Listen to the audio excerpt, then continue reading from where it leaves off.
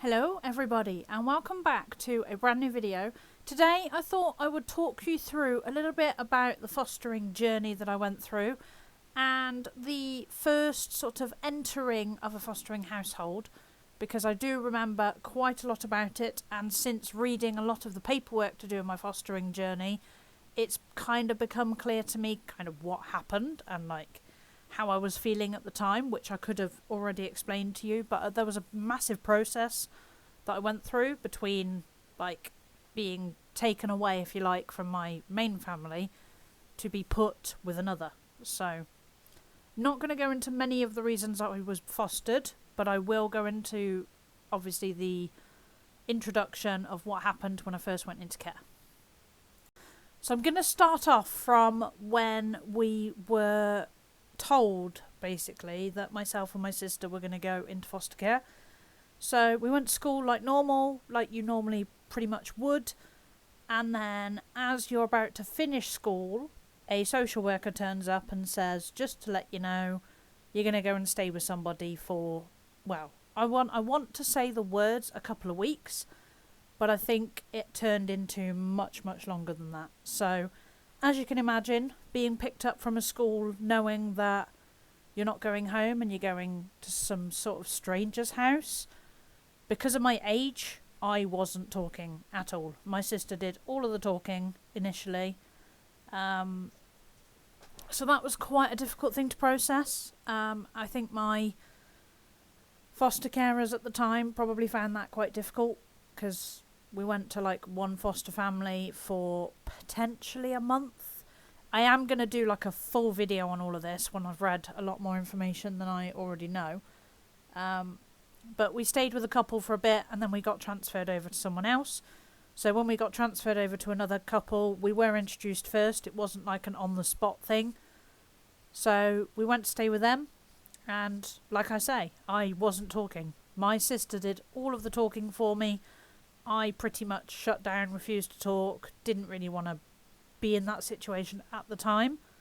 But now that I'm older, I can sort of see the reasons why we were in that situation. You might find there's a few cuts in this. Sorry if I'm coughing and things, I will be stopping it and continuing it. So, like I say, myself and my sister were together. My sister did all the talking for me, even for evening meals. I didn't really grasp that with my foster carers at the time.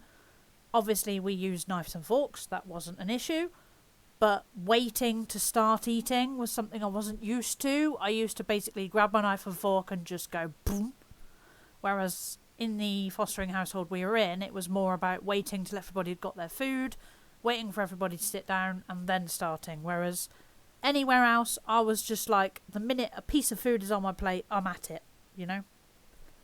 So that was quite a difficult thing to take in. But I do know that the foster carers, when we first went in, they introduced themselves, they showed us everything, they showed us the whole entire house, they showed us our rooms, they asked us if there was anything we wanted to put in our rooms. Obviously, like I say, everything went through my sister, so she had to do a lot of the talking for me. And then as time sort of progressed, I don't know when I officially started talking, that will have to come in a later video, but I guess what I'm saying from a professional perspective is you don't have to talk straight away. It will take you a while to get used to those people that you don't know. But I also would say that if you're with a family member, you know, if you're going into care as a duo, whether you're sisters, whether you're brothers, whether you're sister and brother, whether you're a brother and sister, you understand what I'm trying to say. Don't feel like you can't talk to those people. It's a scary thought, walking into a house where you don't know them. But once you're over that sort of step, you can relax a little bit. And I feel like your foster carers are going to want to know how you're feeling. That even if you don't verbally tell them that, you draw them a picture, you write it on a piece of paper. Any form of communication you can give those foster carers that you're going to, whether it be one or whether it be two, anything is better than nothing. That is my professional opinion, and I'm hoping that this will be useful to anybody that needs it. Like I say, my experience was one of many. There are good things, there are bad things. I can only talk good things because there were no bad things for me. but I know that other people have had bad experiences. So it might not all be plain sailing. I'm not saying it is all plain sailing, but from my professional opinion, it was plain sailing for me. So therefore, I would hope other people would get plain sailing.